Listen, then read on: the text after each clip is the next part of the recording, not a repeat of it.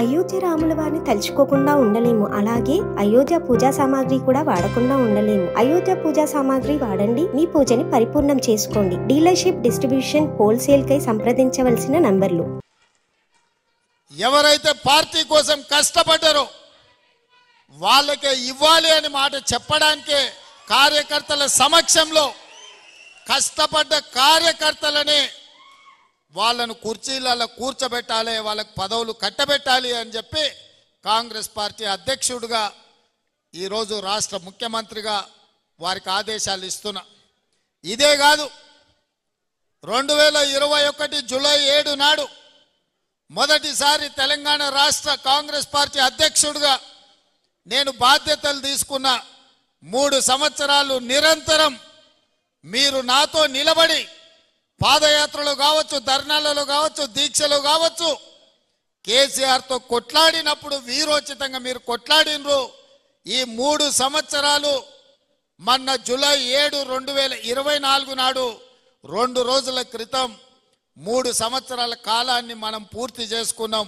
ఈ 3 ఏళ్ళు మీరు కష్టపడి కడుపులో పెట్టి చూసుకొని భుజాల మీద మోసిండ్రు కాబట్టే ఇవాళ పిసిసి అధ్యక్షుడి నుంచి తెలంగాణ రాష్ట్రానికి నేను ముఖ్యమంత్రి అయినా ఎప్పటికీ కార్యకర్తలను గుర్తు పెట్టుకుంటా. ఇవాళ నేను ఈ స్థాయికి ఎదగడానికి ఉపయోగపడ్డ ప్రతి కార్యకర్తకు నేను ఈ వేదిక మీద నుంచి కృతజ్ఞతలు తెలియజేస్తున్నా. ఈ పదవి నాయకుల వల్ల వచ్చింది కాదు, ఈ పదవి కార్యకర్తల వల్ల, మీ కష్టం వల్ల వచ్చిన పదవి. ఈ పదవి మీ అభ్యున్నతి కోసమే ఉపయోగించాలన్న ఆలోచనతోటి ఇవాళ మిమ్మల్ని అందరినీ కలుసుకోవడానికి వచ్చిన. అందుకే మిత్రులారా, ఈ 3 ఏళ్లలో ఎన్నో కష్ట సుఖాలను చూసినాం, ఎన్నో ఒడిదుడుకులను చూసినాం. ఉప ఎన్నికలలో డిపాజిట్లు పోయి 3700 హుజూరాబాద్ ఎన్నికల్లో ఓట్లు వచ్చినప్పుడు పని అయిపోయింది, రేవంత్ రెడ్డి పడిపోయిండు, కాంగ్రెస్ ఇంకా లేవదు అని చెప్పి కొంతమంది సునకానందంతో సంతోషపడ్డారు.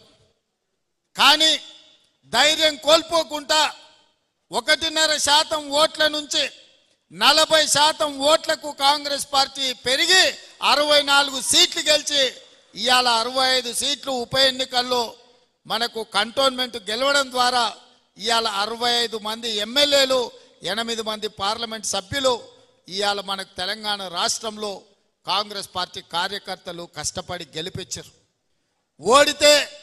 ఓడినప్పుడు కుంగిపోవడము, గెలిచినప్పుడు ఉప్పొంగిపోవడం కాదు.